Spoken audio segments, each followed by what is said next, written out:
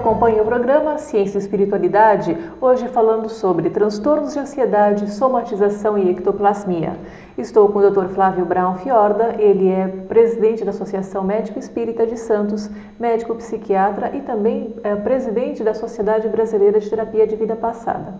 Bom, Flávio, a gente falou um pouquinho nos blocos anteriores da ansiedade, da somatização e também do fator do ectoplasma, o quanto ele pode ou não influir nesses casos.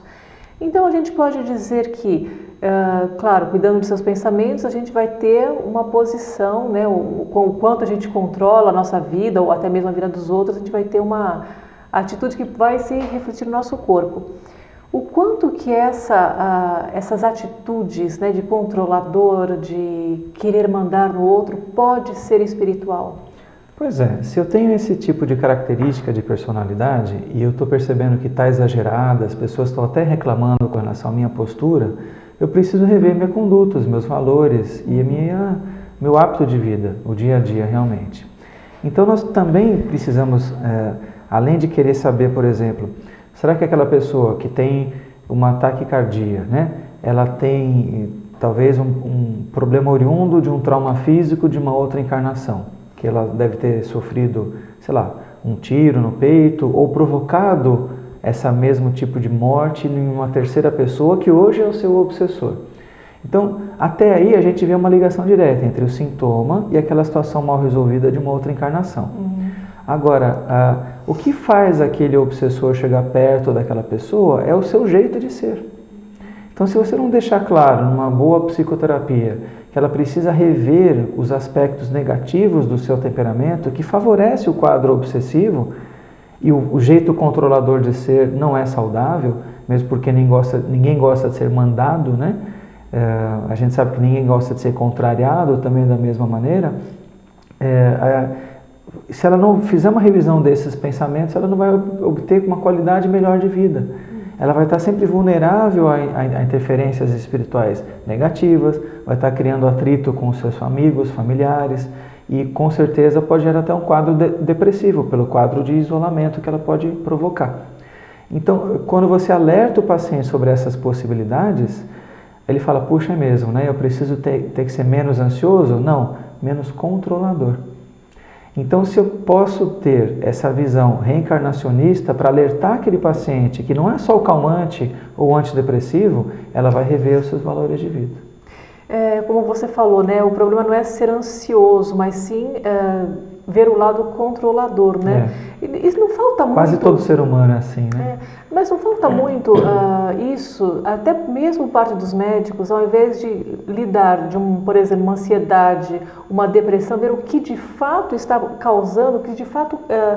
Porque, no caso, a ansiedade, a depressão seria um sintoma e não a causa. Exatamente. Você faz um diagnóstico clínico. Você tem ansiedade, você tem depressão, você tem um transtorno de somatização. Até aí está muito fácil. Você atende a pessoa, até prescreve um remédio. Até aí tudo bem. Plausível e muitas vezes necessário. Agora, você precisa ensinar a cartilha para o paciente a se desarmar desse transtorno de humor e desse quadro de ansiedade e de somatização. Se não houver esse complemento de orientação, e aí, quando houver espaço para o paciente falar da terapêutica também complementar espírita, e a pessoa rever os seus defeitos e manter as suas qualidades, as suas virtudes, que todos nós temos também, a pessoa não melhora. Você fica enxugando gelo, você fica correndo atrás de alguma coisa que está dentro dela que tem que ser mudado, não é algo externo. Porque a vida está aí para ser vivida, não para ser controlada. Contrariedades nós vamos continuar passando. Tudo sempre do nosso jeito não vai ser. Se o paciente insistir em querer sempre as coisas do seu jeito, na sua hora, e exigir que a vida faça sempre as vontades dele, a chance de adoecer dos sentimentos, dos pensamentos, das doenças da psiquiatria e dos transtornos de somatização, ela vai ficar sempre em aberto, sempre mais vulnerável. Certo, então por tudo isso a gente pode inferir que a cura é mais interna do que externa. A cura vem de você mesmo e não de dentro para fora. Mas nem sempre a pessoa consegue fazer isso sozinha. Ela precisa admitir que precisa de uma ajuda, buscar essa ajuda, ter a humildade para aceitar, deixar o orgulho de lado. Porque senão ela vai ficar sempre achando que a cura vem de fora para dentro, aquele comprimido que vai me ajudar. Temporariamente, sim, até para você sair de um estado muito desagradável, como ansiedade, somatização ou até um quadro depressivo. Porém, o complemento disso é responsabilidade da própria pessoa. E o médico está ali para alertar, tem a função disso. Se ele não falar, está sendo omisso. Certo. Bom, e por isso, até mesmo partindo, né, nessa linha de pensamento, algumas pessoas que relegam, né, a terapêutica complementar espírita como se partisse da espiritualidade, né, o processo de cura, elas também caem no mesmo erro. No mesmo erro. É como se a pessoa fosse à casa espírita e esperasse que aquele passe fosse milagroso ou que o centro me curasse. O centro está lá para eu me evangelizar, para eu aprender com os livros, com as palestras. O passe é um complemento. Se eu não aproveitar o que toda a literatura espírita me dá de orientação para eu ter qualidade de vida, também não adianta eu frequentar a casa espírita. Né? A casa espírita afasta até um obsessor, mas eu não mudo nada do meu jeito de ser, no meu cotidiano chega 2 ou 3 depois. Então a responsabilidade da mudança é da pessoa. O profissional de saúde está lá para orientar, sim, sem dúvida, não pode ser omisso, mas a responsabilidade é de cada um de todos nós. Né? Ou seja, a prática da reforma íntima, não é mesmo? Caímos mais uma vez na reforma íntima. É o que a gente precisa fazer na encarnação, que é uma prova.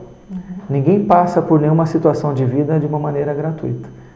Nessa programação reencarnatória das provas da vida, até um transtorno psiquiátrico é uma aprovação para o aprendizado. Certo. Bom, Flávio, o nosso bloco de entrevistas fica por aqui. Você que está em casa já sabe, mande para nós o seu comentário, a sua sugestão. O nosso e-mail é cienciaeespiritualidade@redemundomaior.com.br. Flávio, mais uma vez eu agradeço a sua presença aqui e agora nós ficamos com o Décio. Muito obrigado, Giovana, e muito obrigado mais uma vez, Flávio, pela sua contribuição aqui no Ciência e Espiritualidade. Nós temos muita convicção de que o estudo do ectoplasma é um próximo grande e importante passo para a medicina.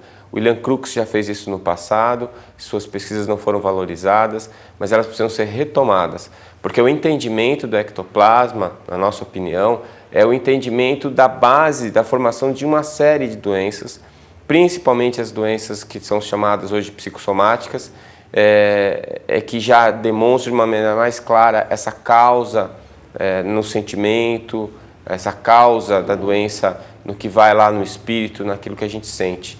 E a maneira como isso se interrelaciona com o nosso organismo físico, na produção das doenças, na etiopatogenia, é, na minha opinião, fundamental para que nós possamos dar um passo adiante para ajudar as pessoas que sofrem desses males.